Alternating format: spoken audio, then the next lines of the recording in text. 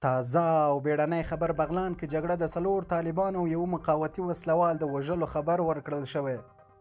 د طالبانو په وړاندې په وروستیو کې چرکي بریدونه ډیر شوي دي. پښتانه په دې هیله چې روغ جوړ به یې. نن سه شمه ځای سرچینو ویلي دي چې د بغلان په خوست فرنګ ولسوالۍ کې د طالبانو د مقاومت ډلې پر مرکزونو بریدونه کړي دي چې له امله څلور طالب او یو مقاومتي وژل شوی دی. سرچینه زیاتوي چې نښته پرون د درچرخ فلکي کلي کې شوې ده او د مقاومت ډلې یو بل غړی ټپي دی.